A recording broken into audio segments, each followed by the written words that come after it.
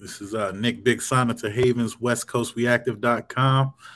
We got Incredible Javier in the house today. What up, Incredible Javier? G, much love, much love. Man, this is my first interview on the show. I'm really excited because this is my boy, my day one right here. Fucking been through a lot with this man. Yes, sir. Yes, sir. You know we do. All right, I want to get into it, just straight into the jump. Like, who are you? Where you come from? What got you into the industry? Yeah, definitely. So, my name is Javier, Incredible Javier. I come from the city of El Monte. Born and raised in the city of El Monte. Was really kind of molded. My experiences were molded by the city, right? My upbringing and things of that nature. So that's kind of how I got my initial insights into life. So from there, I ended up going to the California Youth Authority, and I got out. Ever since I was a kid, though, a little kid, I had a huge love for hip hop. Like a huge love for hip hop. As soon as I heard, I remember the song was "Cuss Words" by Too Short, right? Yeah. As soon as I heard that shit kick in, dun dun dun dun dun, dun, I was like, "Oh, what?" Because I had heard hip hop before. Don't get me wrong, my aunts, they liked hip hop. Even my pops like the early NWA, like 8 Ball, Boys in the Hood, Dope Man, all that. But and it all that shit was all dope. Don't get me wrong. But as soon as I heard that, like I had never heard a beat like that, like dun dun dun dun dun, dun, and he was just flowing and flowing, and I was like, oh shit, fucking that shit sounds dope. And from that point, like I fell in love with hip hop, and I wanted to rap.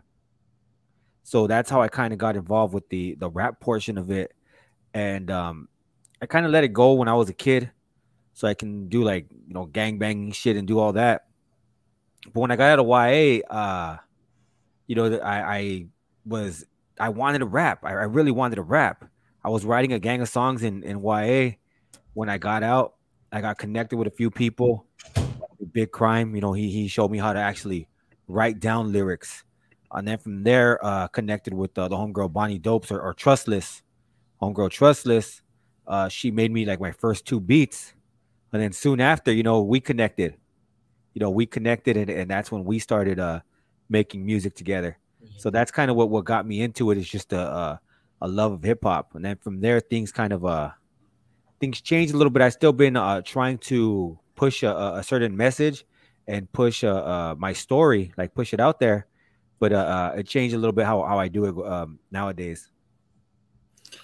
Okay, so how'd you get your name Cricket Nasty? Because when I met you, I remember I was I was a little kid in the studio and shit. I was going through MySpace, and I was looking through Almani rappers because I just had moved to Almani. I came from the Indian reservation and shit.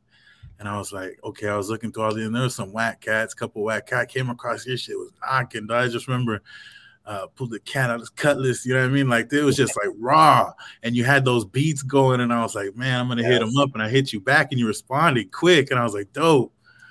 Yeah, even though my flow wasn't all there, I always thought that I had lyrics, right? And I always try to break my lyrics down. So even when I came up with that one, I was like, when you think Cricket Nasty, think I'm bound to hit, I'll smoke a pound of shit and pay with bills that are counterfeit. My rhymes sound legit. So the delivery wasn't there yet, but I know I had the lyrics, you know what I mean? So fucking but I was kind of writing the beat a little off, but it could have been better. But I think I had the lyrics and they were dope, and I was kind of just fucking around and just seeing how much I can get away with, right? Like trying to go with that controversial rap at that point, because I really didn't have an identity. I was really relatively young, and the way I came with the name Cricket Nasty is just some street shit, When I was a kid, we'd fuck around and we would smoke P dogs. There was a homeboy called Nasty Spider. I never met homie, but the homies had met him, and they were like, "There's that Wato Nasty Spider," and they would like, they thought that was funny, right? So what they started doing is calling each other nasty. Like they would call us nasty. Like everybody around us was like nasty, right?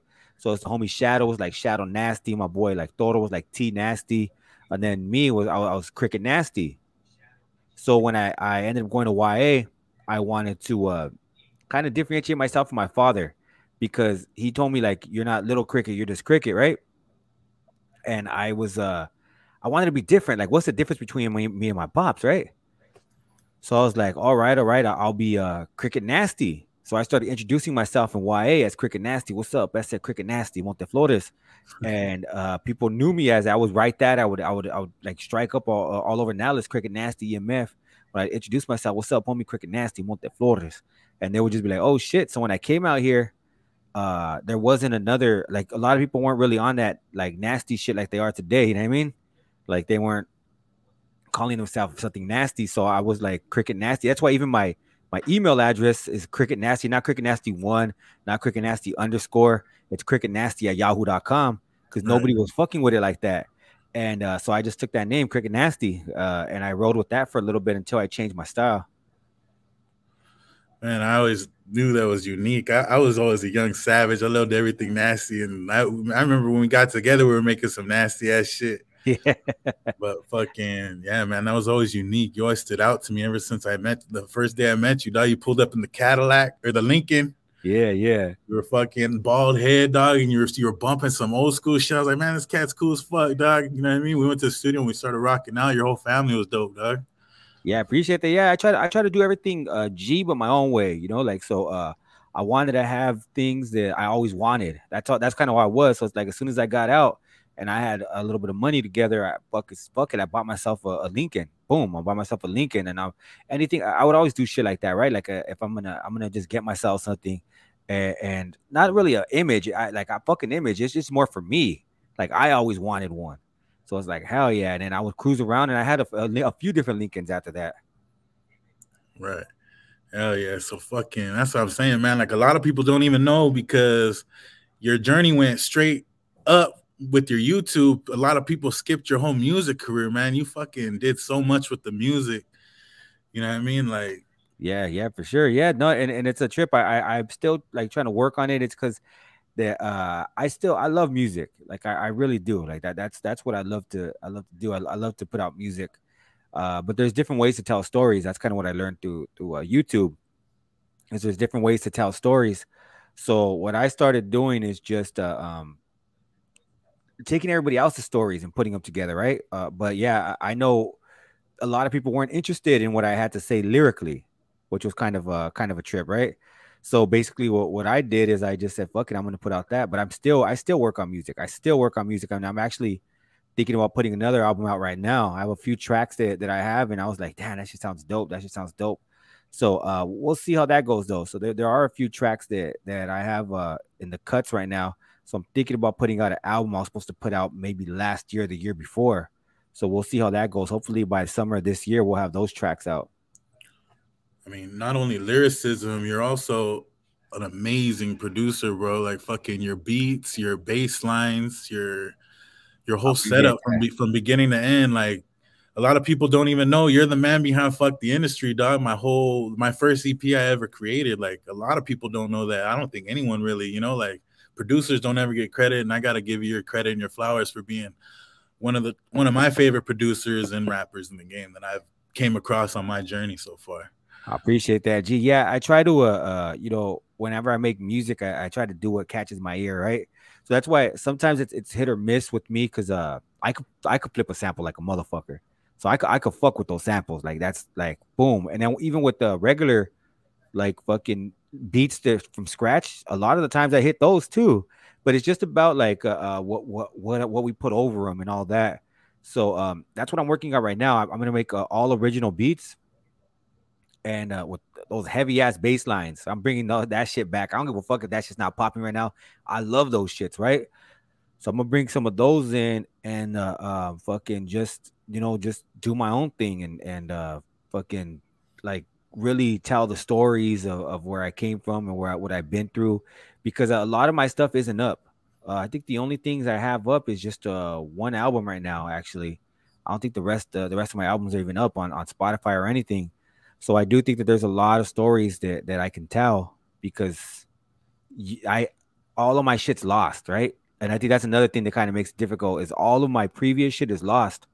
So I'm kind of starting over in that aspect, where I have to recreate everything, which is kind of dope though, because I'm not gonna redo songs per se, but what I am gonna do is just tell stories in a different way that I may have touched on in the past, or just recreate certain things and maybe even certain sounds, right? Just kind of put that together. So I'm excited about that. So hopefully summer or fall, I'll have something done. I know you come from a crazy background, man. Like from real young, you were born into the street life. Do you ever feel like you're ever gonna become like a um, youth organizer, helping out the kids? Ever like I could see you like having a big ministry or something like one day. Like, what's your like biggest goal from where you came? Like, I know, can you let them know like one of your hardest times as a kid to like what made you come to the streets to what made you want to leave the streets? Yeah, definitely. So for me, What molded you? the streets was kind of my mom and dad always told me like not to fuck with the streets, but that's all I really knew. So it was difficult for them to tell me, hey, stay away, right? But it's like that's all I saw. That's all I saw is the street shit. So it was hard for me because I didn't really know anything else. It didn't make sense to me. I'm you know, a lot of people might confuse me for being well spoken or intelligent or whatever, but I really don't think as a kid, especially, I was that bright. I couldn't visualize like what I didn't see. So all I saw was the streets. All I saw was violence and drug abuse, and that's what I wanted to do because that's what I recognized. That's what looked comfortable to me. It looked way too different. Like to me, my mind is kind of it gets clouded at times, and if there's something that's I don't understand and I can't break it down, it kind of builds a little bit of chaos in my brain. You know what I mean? So what happened is you said they told me you should go to college, you should do this, you should do this, and that like how that looked like a real foreign concept to me. So I wasn't fucking with that. It was easier for me to find my way to a correctional institution than it was to find myself to college because I know people who had been there and they could lace me up. When you get there, do this. When you get there, do this, and kind of let me know the rundown. Makes it pretty easy, right? I had no idea how to get to college at all.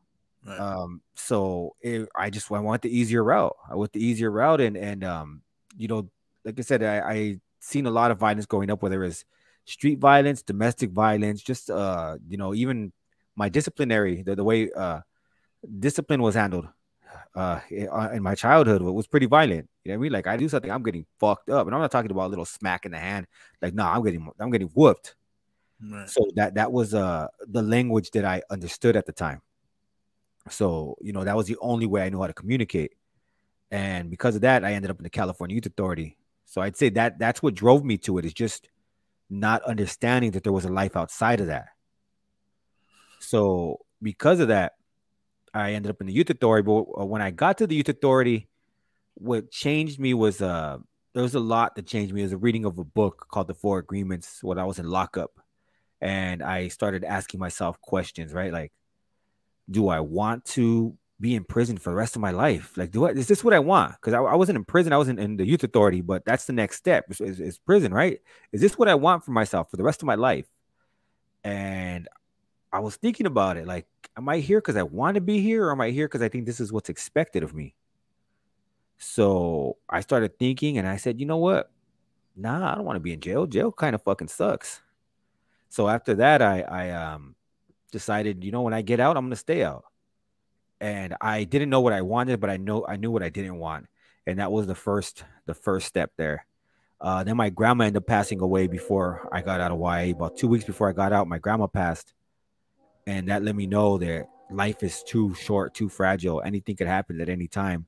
Had I not committed one act of violence throughout, like just one less act of violence throughout my stay in the Youth Authority, I may have been home soon enough to say goodbye to my grandmother. But because of my actions, you know, I didn't get that opportunity, and I kind of robbed her of that opportunity. So that let me know that I'm not gonna put myself in that position again. So that's kind of where the change aspect started from. It's from that understanding that I now had control of my situation, and I really embraced that. Look, I noticed a lot of this, like that's why I relate a lot to you, is because you did a lot yourself. You know what I mean? Like all this is like you're sitting there contemplating all this yourself. A lot of this you're there for yourself. Like even like from a young age, you're watching all this happen. You're by yourself. You know what I mean? Like you were like in the halls by yourself. You were in YA by yourself, and like you always had these damn situations by yourself. I think that's why you're so solid, dog, is because you've always been there by yourself. Well, You know? I learned from other people, so it's not really. I wouldn't really say it's by myself. Yeah, that I was technically like it was. If I fucked up, that was on me, right? Right. So yeah, technically, yeah, there was a lot riding on what my actions, what I was doing, but I wouldn't really say it was just me because there was a number of different things that had to happen in order for things to go correctly. So yeah, when I was on the streets, I learned from other people. I learned from them. And then when I wanted to change, a volunteer is the one that slid me the book and kind of had, kind of he took a chance on me reading it.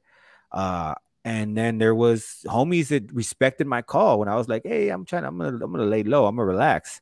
They're like, that's Speedway, so there was always somebody there. Even when I got out, I came home to a stable environment, luckily. So I would say it was never really alone, but it was choices I did have to make on my own. So the choices I did have to make on my own, but I don't think I was ever alone in that process.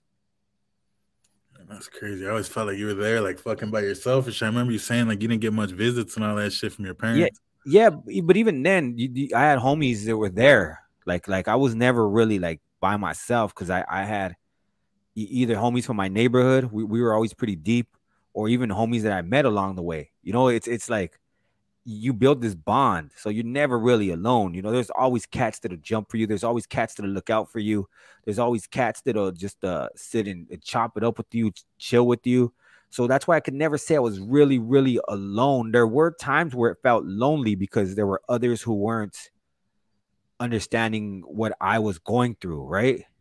But I don't think I was ever really alone because there were too many people there who were a part of my life, and I would hate to count them out and say, nah, they were insignificant at that point, because everybody brought something to the table, and I appreciate everybody's contributions to my change and my growth. Oh yeah. I feel like you've grown a lot, man. Let's talk about what you're doing today. I know you got your YouTube channel. If you want to give it a shout out, what do you like? Oh, I appreciate that, G. Yeah, youtube.com/incredible Javier. And I do a lot of interviews there. Just a lot. I try to show different sides of my personality there. I know one thing that a lot of people struggle with is mental health. So I have something called Mental Health Mondays, where we talk about different concepts that have to do with mental health. So I have that. And I have different segments that are more on the entertainment side, such as the Nasty Crew Mount Rushmore. We've done 2 of those already. We've done one on wrestlers, where we kind of do bracket style. Put the top 32, I believe, put the top 32 wrestlers in there, and we break it down so we get to the last 4. We did that with wrestlers, and we did that with hip hop duels. You were part of that. And next, we're gonna do it with sitcoms, right? So it's like we have the Nasty Crew, Mount Rushmore.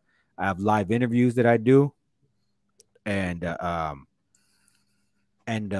have live interviews, Nasty Crew, Mount Rushmore, and there's another segment we have on Thursdays. So we have that, and it's just different things we do, right, to try to show different people a part of my interest and part of my and the book club we also do on Thursday. So when we get a book, we'll decide what book we're going to read, and we all decide to read that book, and at the end of the month we talk about it. And we just did that actually last week, yesterday actually. We did the book club, and it was real dope. I really like that. It's a community. There are a lot of people there that I could reach out to, like, hey, you down to help out on this? And they're like, fuck yeah. And everybody likes to talk hip hop. Everybody likes to talk just different, TV wrestlers. Just find people who are really passionate about that, and then we can have a great discussion about it. So that's what I love about it.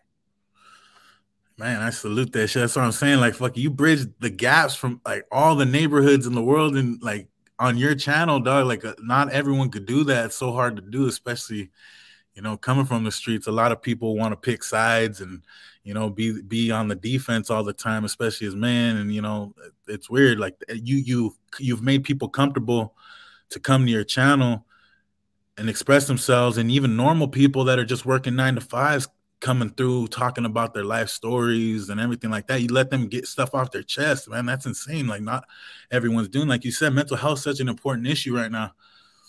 Yeah. So what I always try to do is I always say everybody has a story to tell. It's how you tell that story. And there might be times where I might not be the right person to help tell somebody's story. And if I feel that, then I'll tell them, like, honestly, I don't think I can do your story justice. Like, but a lot of the times I think if I get a good feel of the story, then I'll say, and it also has to do with conversation style.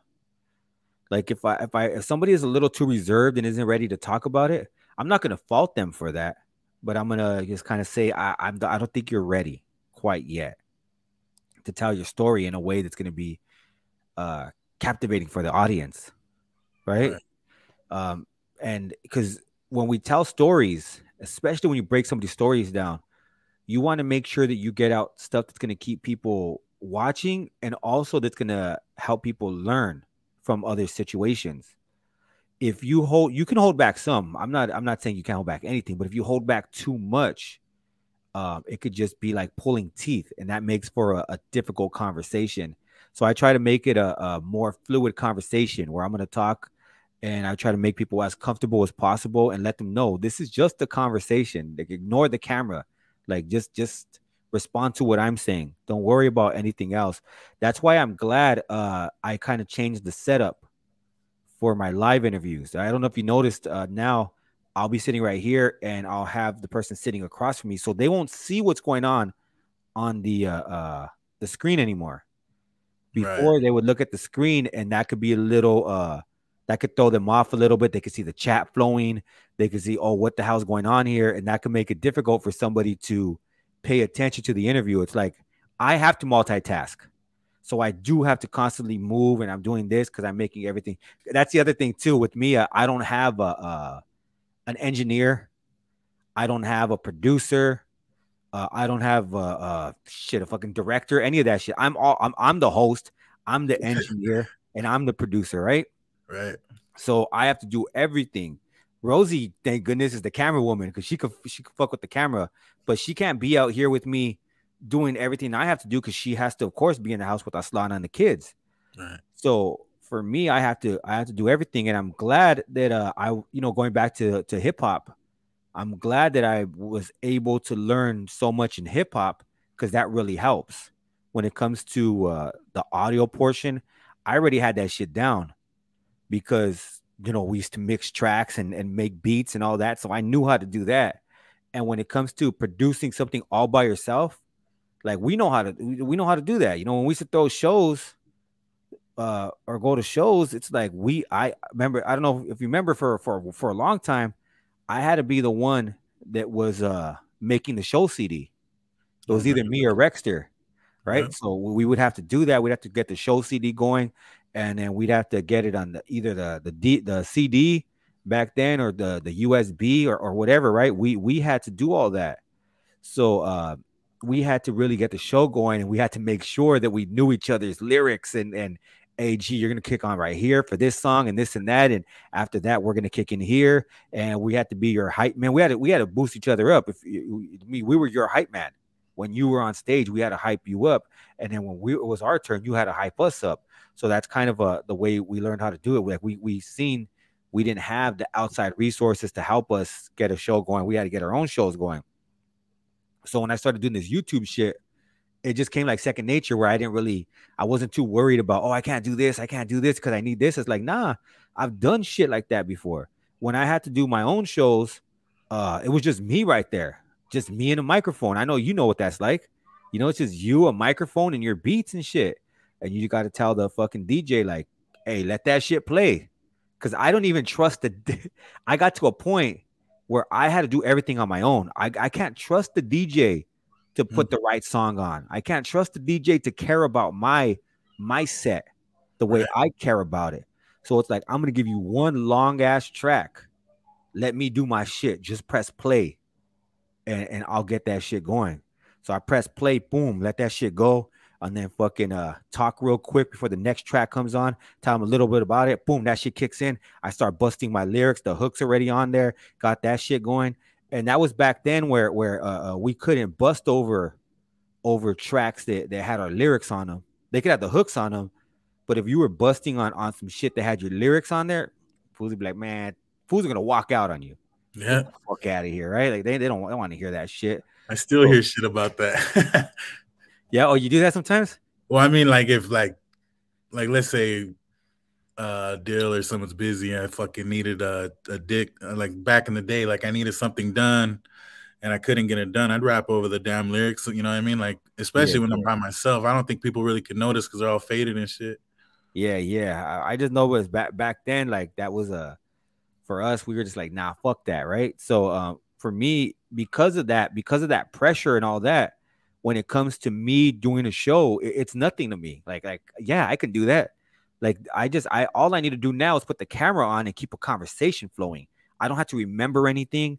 I don't have to hype up certain parts. I don't have to jump up and down all crazy and fucking like all I have to do is sit here and have a conversation with somebody and get that story out of them. And that's like, to me, it's a little easier. And when I do my other shit, it's basically all to me, it's always about telling a story, whether it's my lyrics, whether it's the YouTube or even the TikToks. Like anything I do is just basically about telling a story. I'm just telling you who I am. I'm telling you the different parts of my life that made me who I am. And that way, if somebody sees it or somebody can relate, maybe they could say, oh shit, I never thought about it that way. Or I never knew that I can do that, right? So that's basically all I try to do is just let people know that there's somebody who has done it and you can move forward. It's all about growth. Yeah, you inspired me, dog, to jump on here and do this. Like you said, we got to create our own lane. Like you said, like no one's going to give it to us. No one's calling us for interviews. No one's going to ask us to do it. You know, they're trying to take the spotlight anyways. And we have the accolades. Like you said, like we've put in the work, you know, might as well be on here doing it. Yes, sir. Yeah. Cause another thing I always try to tell everybody, we have to build a infrastructure, right? Because nobody's gonna care about us unless we care about us, right? So we have to care for us. And I always say, like, whenever I build anything, I do it keeping in mind Chicanos and Chicanas. And I'm not exclusive to them. Like, nah, it's not like I won't help anyone else. But when I'm building it, I'm thinking of them because nobody else is, right?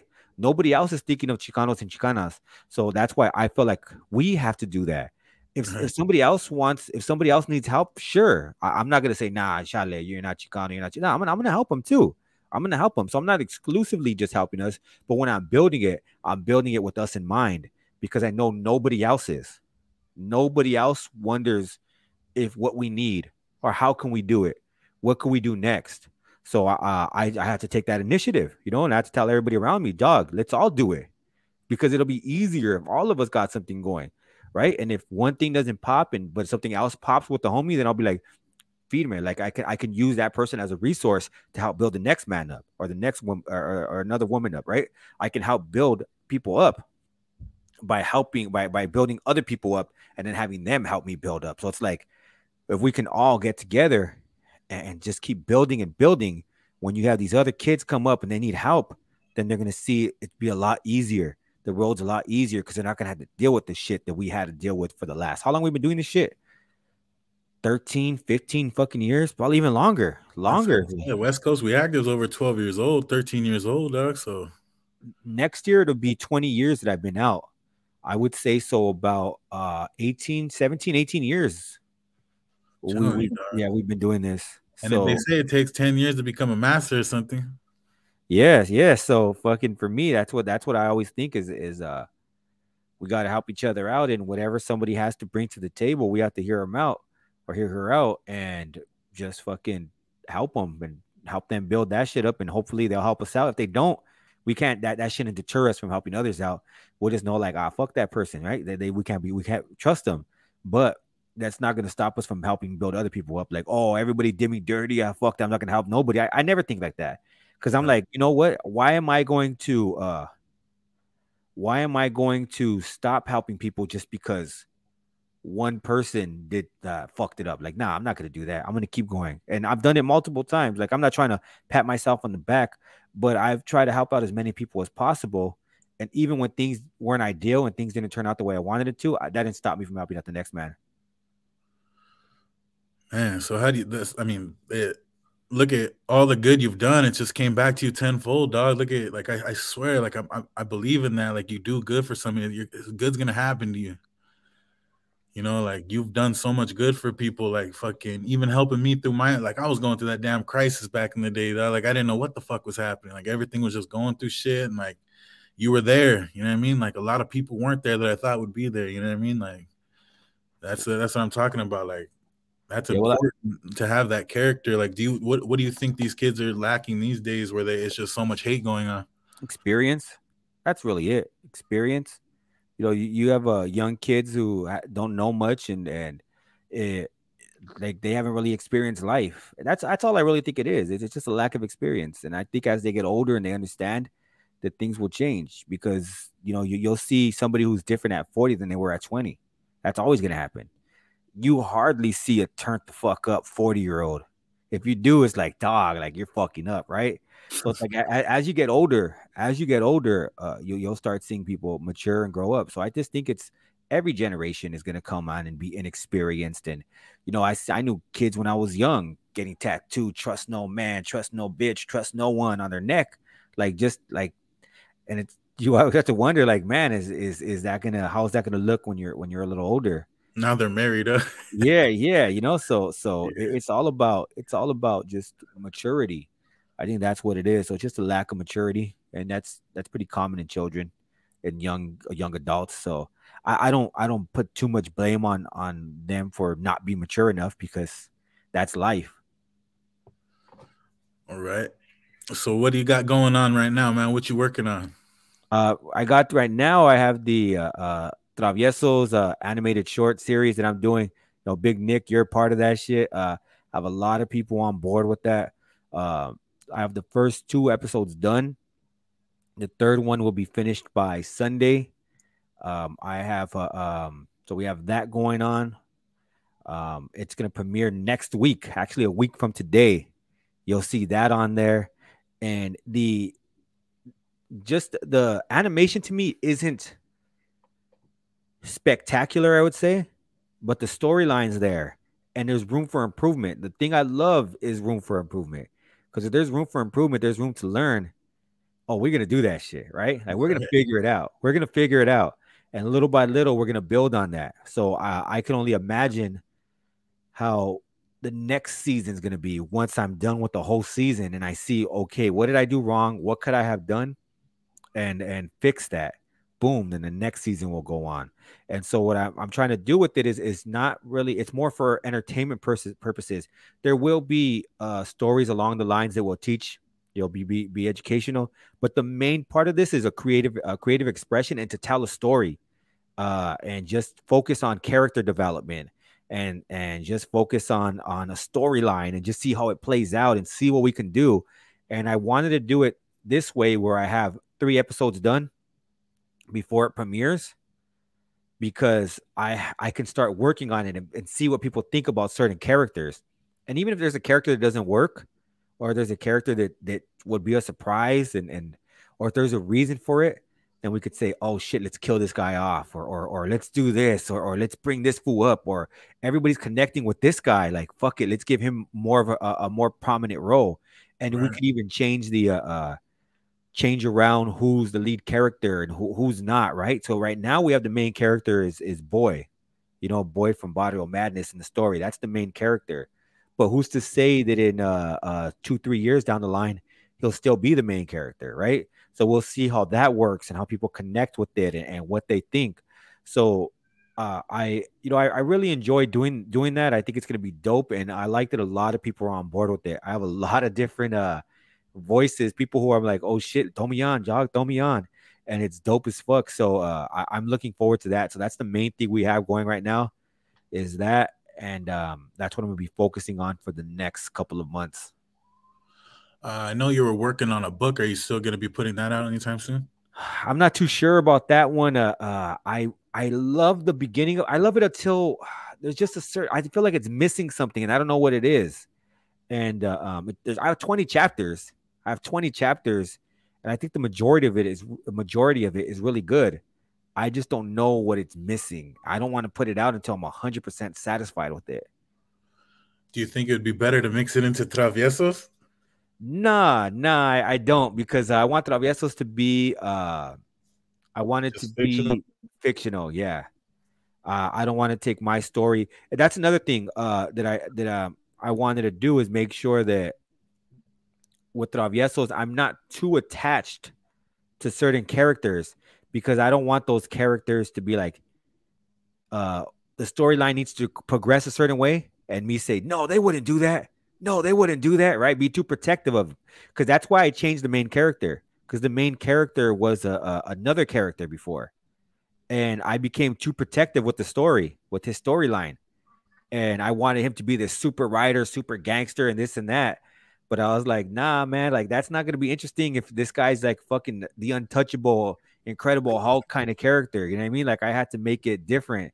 So I changed the character around, and I made it one of the main guys who I built the story around. I made it his enemy, so that way I can explore more, and I'm not so attached to it where I become protective of the character.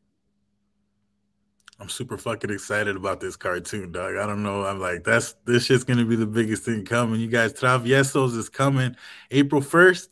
April 1st, 10 a.m. will be the first episode. And then after that, every Friday.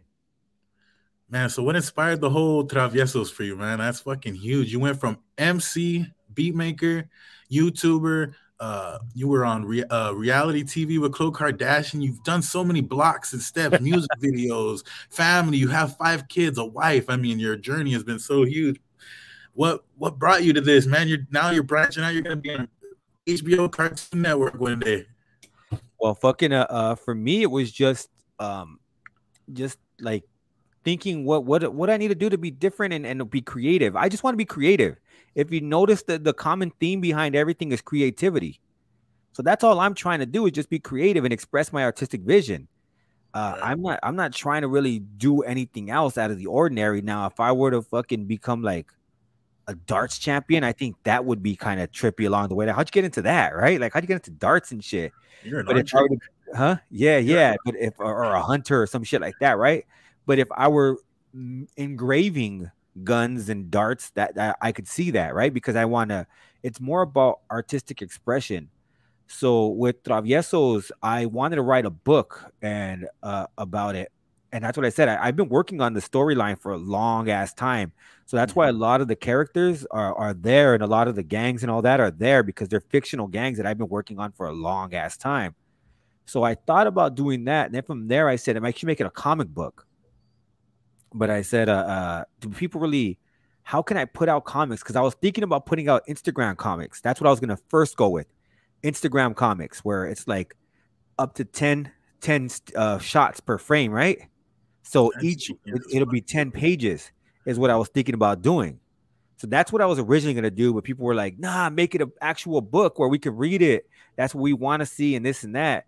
I was like, fuck, that's just going to be like expensive as fuck. How am I going to do that? Like every week or every couple of months, put out a new issue with it. And you have to think when you can't let things limit you, but you kind of have to be realistic with it also. Am I going to invest all this money and then nobody buys it? Right. What's going to happen then? Now I'm going to be stuck with all these fucking things, and I don't even know if it works yet. Right? That's what I tell rappers all the time. You better fucking make sure you want to be a fucking rapper. That shit's expensive as fuck. Yeah. So I just said, you know, what else can I do? So I started thinking about it, and I said, I can make this shit animated. Fuck it. Let's go with it, right? Like a cartoon style animation, where it's kind of like a little bit of it. You could see there's comic book influence to some of the drawings and some of the backgrounds. And much love to Jaren. You know, Jaren is fucking a huge part of it, because a lot of the background that needs to be there, it helps that I don't have to draw every single fucking thing. Like Jaren is there to really help the storyline move along. And when one of my boys seen the main fucking clip that I'm putting out, he tripped out on that shit. He's like, oh, look at that fucking fence. Look at this. And I was like, yeah, it's my boy Jaren, you know, like, because it really helps, G, like, for real. Like, people don't realize how much help it is to have just another artist there that cares about the product as much as you do. And I don't have to worry about all that other background stuff that makes the scene. I could just worry about the characters and putting them in a position where you can move the storyline along. Because instead of having them on a, imagine just having two characters and then there's black in back of them. That shit ain't gonna be cool. Like, you want to see something. The whole point of it is to be visual. So, you know, Jaren is a huge part of what we're doing too. So, and that's another thing that I think is dope, is when you have a team behind you that supports and that loves what you're doing and wants to be a part of it. It makes it easier. So for me, just changing that story from a book to a comic book to an animated series, you know, that's kind of how I went about it. Because I thought about it. Do I want to spend more money on putting a book out there that might not sell? Or could I just put it on YouTube and see how it goes there? Because I have a channel. Right. It's not like I need to create anything new. So I have a channel. I have a TikTok channel. I have a Instagram channel, right? And not that they're huge. YouTube's my biggest one by far. The other ones are like a few thousand at the most. I think about 2,000 each on Instagram and TikTok. To everyone tuning in, don't let this guy fool you. He's super famous. Nah, man, nah. He's got a huge following. He's just a very humble cat from Monte. Don't let him. This guy is somebody. Incredible Javier. Look him up. Google him.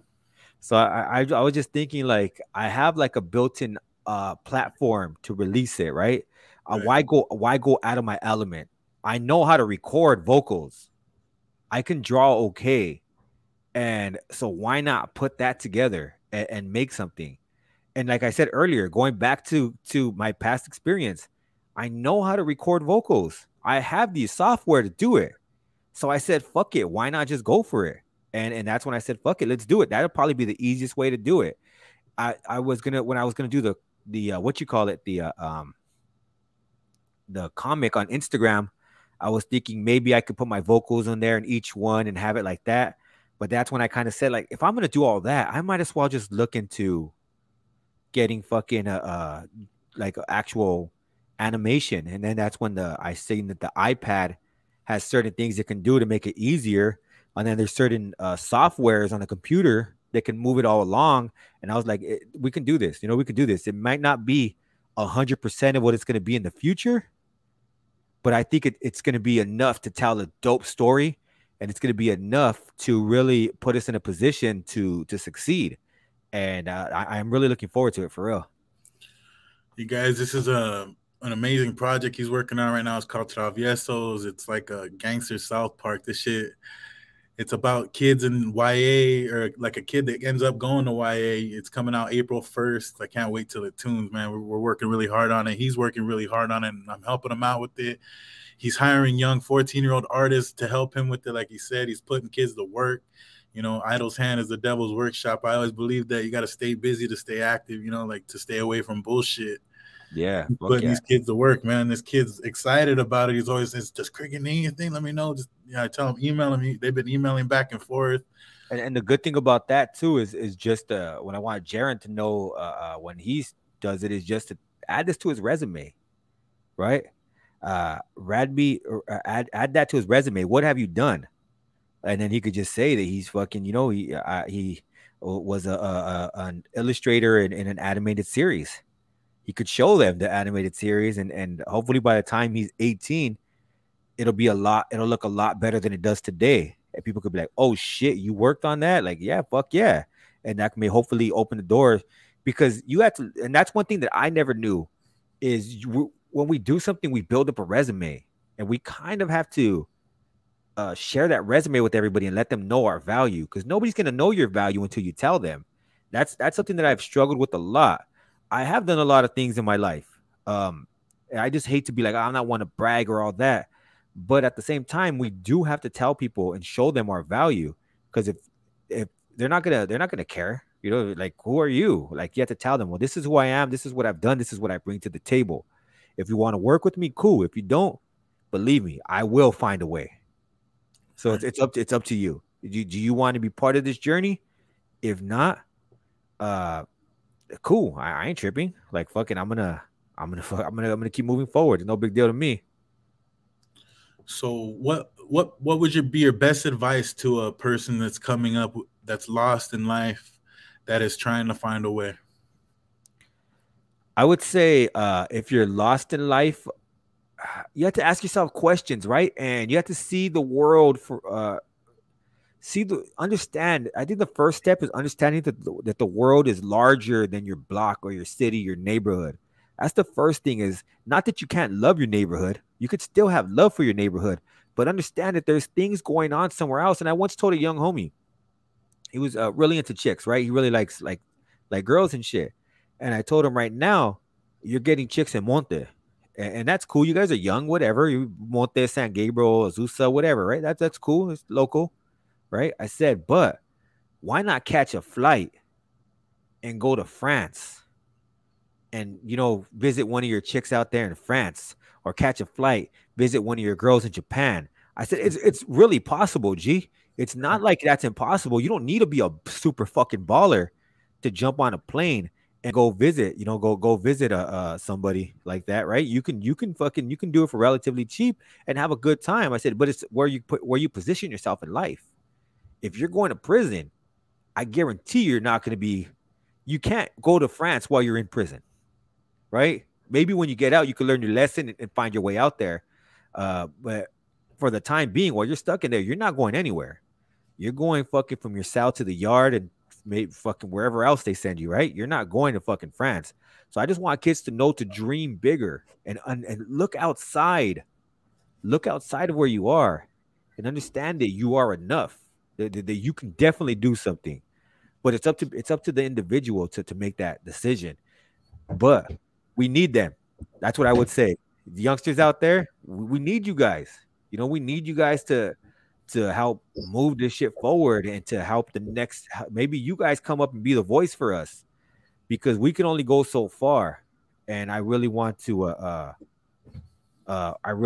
fucking go. I see people move further and further in life. That's what I want to see, and I want to see them be in a position to help others. I honestly believe that's what you were born to do, and like that's what like your destiny in the end is gonna be. Is like you're gonna be helping tons of kids succeed in life. Like I've been inspired by you since the youth. You know what I mean? I've always felt like you were older, even though you're only a couple years older than me, dog. I always felt like you were like 10, 20 years older than me and shit. Like I just looked up to you in that light. I appreciate that, G. Yeah, I've always tried to help people come together. I always thought that sometimes it didn't work out. I always thought we were stronger together, right?